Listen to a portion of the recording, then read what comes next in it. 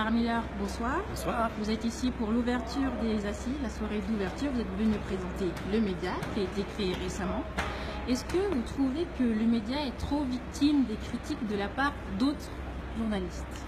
Écoutez, c'est assez naturel qui suscite une telle passion.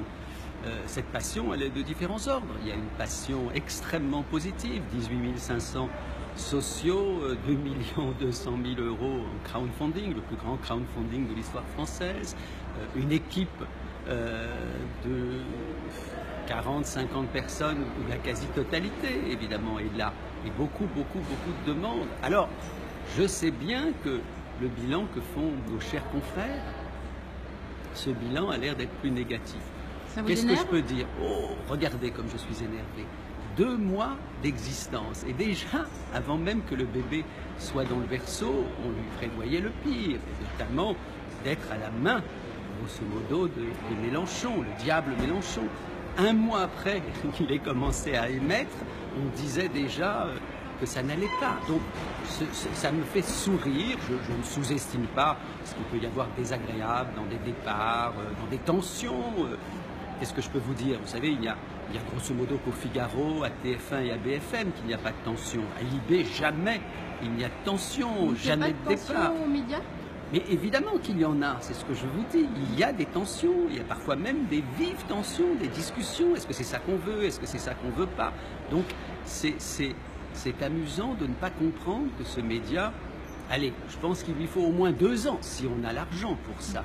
2 mois, au moins 2 ans pour se stabiliser. Alors après 1 mois, je pense que c'est un peu tôt pour dire déjà que ça va mal. Non, c'est plutôt une expérience qui se poursuit bien. Et ce qui m'amuse, c'est que finalement, nos chers confrères ne veulent pas commenter le journal qu'on fait, ne veulent pas commenter les émissions qu'on fait, parce que les sujets qu'on y traite, dites-moi si vous les voyez traités comme ça ailleurs. Quel est le journal qui s'intéresse aux accidents du travail? Quel est le journal qui s'intéresse à autant de mouvements sociaux? Quel est le journal qui propose finalement un autre regard sur l'Afrique ou sur le monde? Bon. Et bon, le média connaît quelques tensions, comme vous venez de le dire. Comment vous justifiez les nombreux départs de journalistes? Est-ce que vous voyez ce qui est quand même fascinant dans le monde du journalisme, parce que vous êtes encore étudiante, m'avez-vous dit, et que vous arrivez, peut-être considérez-vous que c'est formidable, à me poser exactement les mêmes questions que les journalistes les plus anciens. C'est-à-dire que le journalisme a un tropisme sur lequel il pourrait peut-être s'interroger.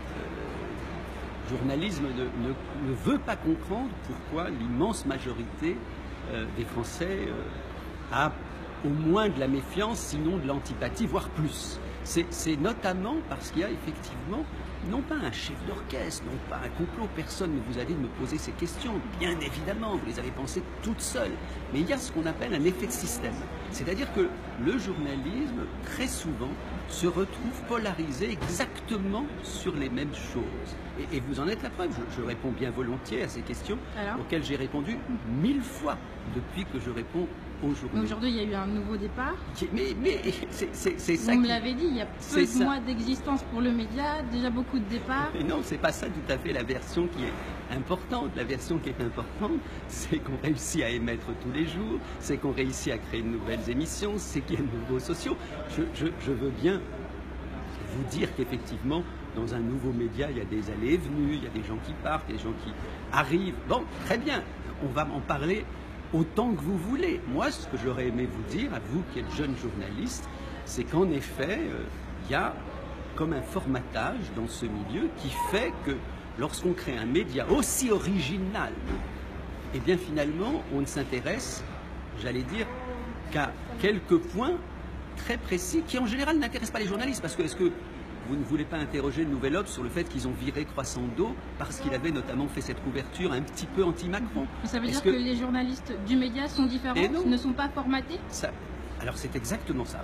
Voilà la première bonne question que vous me posez, si vous me permettez d'apporter un petit jugement à ce que vous faites, comme je le fais pour Ariane Chemin également, pas seulement pour les plus jeunes. Exactement, notre objectif, c'est de réussir à ne pas être formaté. Mais vous comme moi, nous regardons la télé, nous sommes formatés par les médias. Et les journalistes sont formatés par la façon dont il traite l'actualité. Donc toute la question du média, ça c'est est-ce que nous arrivons à ne pas être formatés? Et pourquoi justement nous avons choisi pour le journal, par exemple, tous les soirs à 20h, nous avons choisi la forme traditionnelle du journal, justement comme un clin d'œil pour voir si en prenant cette forme traditionnelle, on pouvait se décaler. Et donc c'est réussi?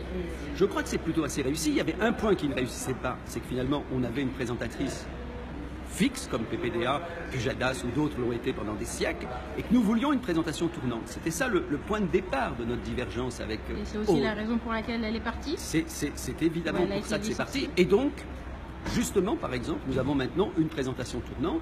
Regardez media.fr, revenez me voir.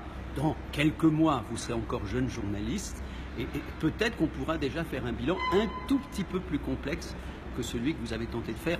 Merci beaucoup avec nous ce soir. Est-ce que vous avez quand même un dernier mot? Non, c'est fini. Dans 10 ans, comment vous voyez le média dans 10 ans? C'est fini. On va vous poser la question tout à l'heure. D'accord, mais Là, on a déjà...